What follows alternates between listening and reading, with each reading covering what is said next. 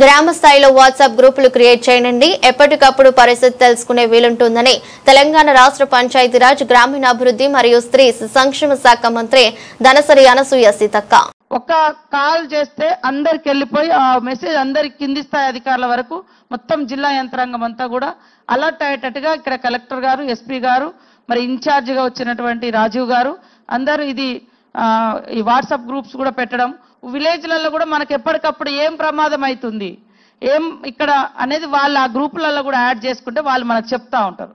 చెప్తే దాన్ని మనం కొంచెం అంచనా వేసుకొని అలర్ట్ చేయడానికి, పబ్లిక్ ను అక్కడి నుంచి తరలించడానికి, షిఫ్ట్ చేయడానికి ఇవన్నీ మనం కొన్ని ప్రికాషన్స్ తీసుకోవడానికి చాలా ఉపయోగపడతాయి. కాబట్టి జిల్లా నుంచి మండల స్థాయి వరకు ఒక గ్రూప్ ఉంటే ఆ మండల స్థాయి అధికారులు ఎవరైతున్నారో విలేజెస్ తోటి మనం కనెక్టివిటీ పెట్టుకొని ఆ విలేజ్ లో ఉండే సెక్రటరీ లేదా ఒకరిద్దరు పెద్ద మనుషులు, వాళ్ళు మాజీ సర్పంచ్లు కావచ్చు, ప్రజాప్రతినిధులు కావచ్చు, ఊరు మీద అవగాహన ఉన్నటువంటి వాళ్ళతోటి ఆ మండల స్థాయి గ్రూప్ లో వాళ్ళ నెంబర్ యాడ్ చేసి మీ ఊర్లో వరద వస్తే మీకు ఎట్లా ప్రాబ్లం ఉంటుంది, ఎక్కడి నుంచి వచ్చే సిచ్యువేషన్ ఉంటుంది, ఏమైనా ఉంటే మాకు ఎప్పటికప్పుడు ఇన్ఫర్మేషన్ ఇవ్వండి అనేది కూడా మనం పెట్టుకుంటే బాగుంటుంది.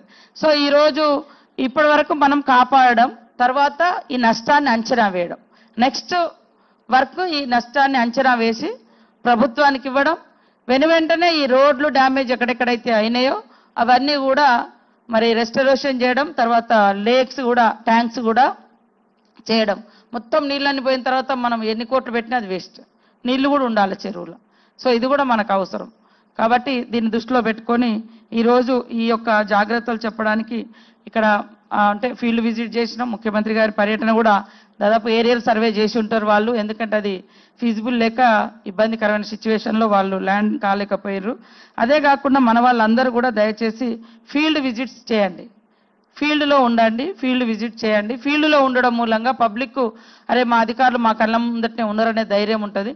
మనం కూడా ఎక్కడెక్కడ ప్రాబ్లం ఉందో దాన్ని సాల్వ్ చేయడానికి మన మైండ్కి కూడా ఒక ఆలోచన వస్తుంది.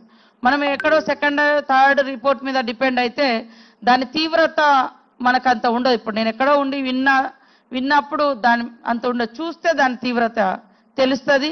ఇమీడియట్లీ ఈ వర్క్